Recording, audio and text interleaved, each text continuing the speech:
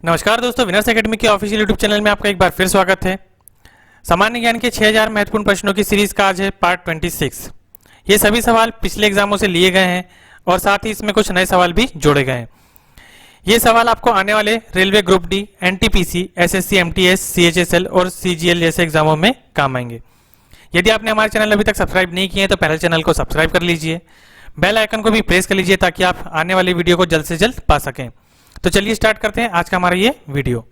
आज का हमारा पहला सवाल है, लाल कांच को अधिक ताप पर गर्म करने पर वह कैसा दिखाई देता है। लाल कांच को अधिक ताप पर गर्म करने पर वह कैसा दिखाई देगा।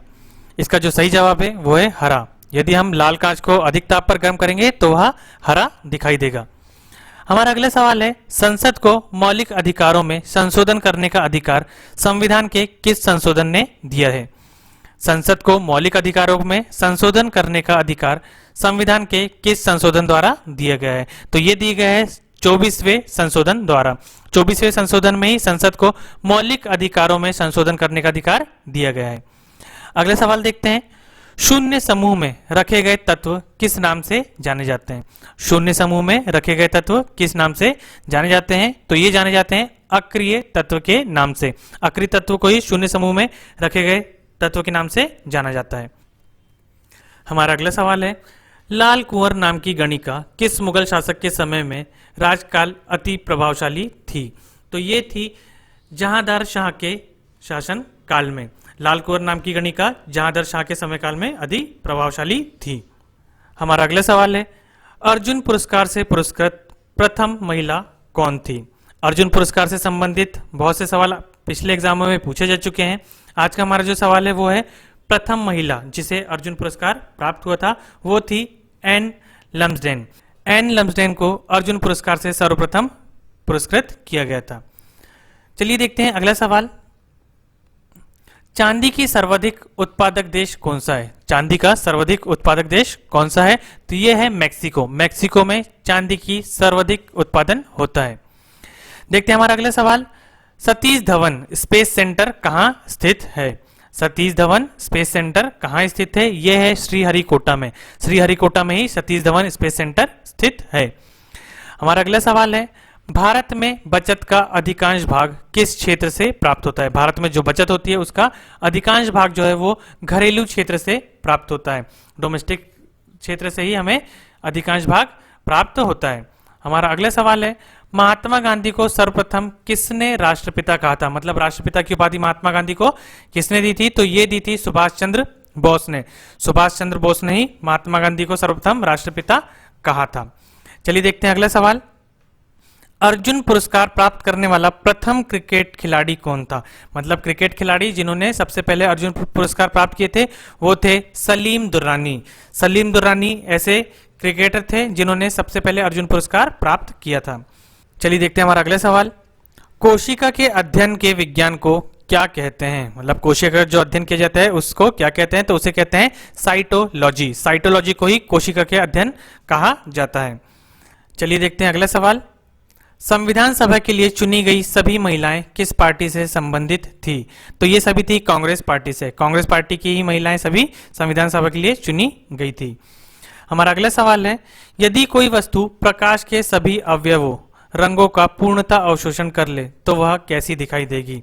यदि कोई वस्तु प्रकाश के सभी अवयवों को पूर्णतः अवशोषित कर ले तो वो कैसी दिखाई देगी। तो वो पूर्णतः काली दिखाई देगी। यदि कोई भी वस्तु प्रकाश के सभी रंगों को पूर्णतः अवशोषित कर ले तो वो वस्तु कैसी दिखाई देगी, काली दिखाई देगी। हमारा अगला सवाल है, ब्रिटिश सरकार ने भारत विभाजन की घोषणा कब की थी। जो ब्रिटिश सरकार थी उसने भारत के विभाजन की, मतलब भारत और पाकिस्तान के विभाजन की घोषणा कब की थी। तो इसकी घोषणा हुई थी 3 जून 1947। 3 जून 1947 को इसका घोषणा की गई थी। चलिए देखते हैं हमारा अगला सवाल, द्रोणाचार्य पुरस्कार किस क्षेत्र से संबंधित है। यह सवाल एक बार और पहले पूछा जा चुका है। द्रोणाचार्य पुरस्कार किस क्षेत्र से संबंधित है। तो यह है खेल प्रशिक्षण से संबंधित। खेल प्रशिक्षण से संबंधित द्रोणाचार्य पुरस्कार है। चलिए देखते हैं हमारा अगला सवाल, किस शहर को विश्व की इस्पात की राजधानी कहा जाता है। विश्व इस्पात की राजधानी किस शहर को जाता है। ये भारत का नहीं, ये विश्व के बारे में है। तो इसका जो सही जवाब है वो है पिट्सबर्ग। पिट्सबर्ग को ही यूएसए में जो स्थित है इसे विश्व की इस्पात की राजधानी कहा जाता है। तो पिट्सबर्ग आपको याद रखना है, जो कि यूएसए में स्थित है, इसे विश्व की इस्पात राजधानी कहा जाता है। विश्व में सर्वप्रथम लिखित संविधान कहाँ लागू हुआ था? हमारा अगला जो सवाल है वो है विश्व में सर्वप्रथम लिखित संविधान कहाँ लागू हुआ था? ये हुआ था अमेरिका में। संविधान में भी हमने इसे पढ़े हैं। विश्व का जो सर्वप्रथम लिखित जो संविधान लागू हुआ था वो अमेरिका में लागू हुआ था। इसके बाद अगला जो है, प्रत्येक प्राइवेट कंपनी को अपने नाम के अंत में क्या लिखना जरूरी होता है? आपने अक्सर देखे होंगे, किसी में लिमिटेड लिखा होता है, किसी में प्राइवेट लिमिटेड लिखा होता है, किसी में जीओवीटी लिखा होता है। तो ये सभी अलग अलग क्षेत्रों की कंपनियां होती है। तो प्रत्येक प्राइवेट कंपनियां जो होती है उनके अंत में लिखना होता है प्राइवेट लिमिटेड। जिस भी कंपनी के आखिरी में प्राइवेट लिमिटेड लिखा होता है वो प्राइवेट कंपनियां होती है। अगला सवाल है, किसे सीमांत गांधी की उपाधि प्राप्त की गई थी? सीमांत गांधी की उपाधि किसे दी गई थी? तो ये दी गई थी खान अब्दुल गफार खान को। खान अब्दुल गफार खान को सीमांत गांधी की उपाधि दी गई थी। चलिए देखते हैं अगला सवाल। कौन सा पुरस्कार गणित के क्षेत्र में नोबेल तुल्य पुरस्कार के नाम से प्रसिद्ध है? कौन सा पुरस्कार गणित के क्षेत्र में नोबेल तुल्य पुरस्कार, मतलब नोबेल के समान उस पुरस्कार को माना जाता है, लेकिन वो गणित के क्षेत्र में दिया जाता है, यह है एबेल पुरस्कार। एबेल पुरस्कार गणित के क्षेत्र में नोबेल पुरस्कार के समतुल्य माना जाता है। अगला जो हमारा सवाल है, वायु में थोड़ी देर रखने पर किस धातु के ऊपर हरे रंग की बेसिक कार्बोनेट की परत जम जाती है? वायु में मतलब हवा में थोड़ी देर रखने पर कौन सी ऐसी धातु है जिसके ऊपर हरे रंग की बेसिक कार्बोनेट की परत जम जाए? तो ये धातु है तांबा। तांबू को थोड़ी देर अपन हवा में रख देंगे तो उसमें हरे रंग की बेसिक कार्बोनेट की परत जम जाती है। अगला सवाल है, बी.आर. आम्बेडकर का संविधान सभा में निर्वाचन कहां से हुआ था? मतलब किस क्षेत्र से वो निर्वाचित होकर आए थे? बी.आर. आम्बेडकर, भीमराव आम्बेडकर का संविधान सभा में निर्वाचन कहां से हुआ था? तो ये हुआ था बंबई से। बंबई क्षेत्र से ही उनका निर्वाचन हुआ था। अगला जो सवाल है वो है, कोशिका विभाजन की क्रिया कहां प्रारंभ होती है? कोशिकाओं के जो विभाजन होती है उसकी क्रिया कहां से प्रारंभ होती है? वो होती है सेंट्रोसोम से प्रारंभ होती है। सेंट्रोसोम से ही कोशिका विभाजन की प्रक्रिया प्रारंभ होती है। अगला हमारा जो सवाल है, बाधा की गुफाएं का निर्माण किस काल में करवाया गया था? बाधा की जो गुफाएं हुआ करती है उसका निर्माण किस काल में करवाया गया था? तो वो करवाया गया था गुप्त काल में। गुप्त काल में ही बाधा की गुफाओं का निर्माण कराया गया था। हमारा अगला जो सवाल है, ऑस्कर पुरस्कार को अन्य किस नाम से भी जाना जाता है? ये थोड़ा सा महत्वपूर्ण सवाल है। ऑस्कर पुरस्कार को अन्य किस नाम से जाना जाता है? तो वो जाना जाता है एकेडमी अवार्ड्स के नाम से। किस नाम से जाना जाता है? एकेडमी अवार्ड के नाम से ऑस्कर पुरस्कार को जाना जाता है। चलिए देखते हैं इससे संबंधित अगला सवाल। किस देश में ट्यूलिप की खेती सर्वाधिक प्रसिद्ध है? किस देश में ट्यूलिप की खेती सर्वाधिक प्रसिद्ध है? तो ये जो प्रसिद्ध है यह है नीदरलैंड में। नीदरलैंड में ट्यूलिप की खेती सर्वाधिक प्रसिद्ध है। हमारा अगला जो सवाल है, 19वें राष्ट्रमंडल खेल का आयोजन कहाँ किया गया था? 19वें राष्ट्रमंडल खेल का आयोजन कहाँ किया गया था? ये किया गया था नई दिल्ली में। भारत ही इसका आयोजक था, तो ये नई दिल्ली में किया गया था। हमारा अगला सवाल है, अच्छे लोग अच्छा बैंक किस बैंक की विज्ञापन पंक्ति है? अच्छे लोग अच्छा बैंक किस बैंक की विज्ञापन पंक्ति है?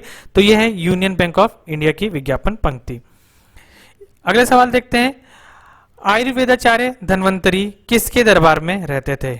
आयुर्वेदाचार्य जो धन्वंतरी थे वो किसके दरबार में रहते थे? ये रहते थे चंद्रगुप्त द्वितीय के दरबार में।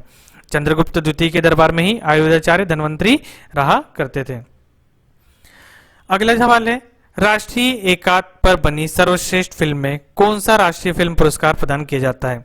राष्ट्रीय एकांत पर बनी सर्वश्रेष्ठ फिल्म में कौन सा राष्ट्रीय फिल्म पुरस्कार प्रदान किया जाता है? यह प्रदान किया जाता है नरगिस दत्त अवार्ड। नरगिस दत्त अवार्ड राष्ट्रीय एकांत पर बनी सर्वश्रेष्ठ फिल्म में यह पुरस्कार दिया जाता है। तो ये थे आज के हमारे कुछ महत्वपूर्ण सवाल जो हमने पिछले एग्जामों में से लिए हैं और साथ ही इसमें कुछ नए सवाल भी जोड़े हैं। यदि आपको हमारी वीडियो पसंद आता है तो हमारे चैनल को लाइक जरूर कीजिए, अपने दोस्तों में शेयर कीजिए और चैनल को सब्सक्राइब करना बिल्कुल भी ना भूलिए। साथ ही बेल आइकन को भी प्रेस कर लीजिए। तो चलिए मिलते हैं अगले वीडियो में। Thank you.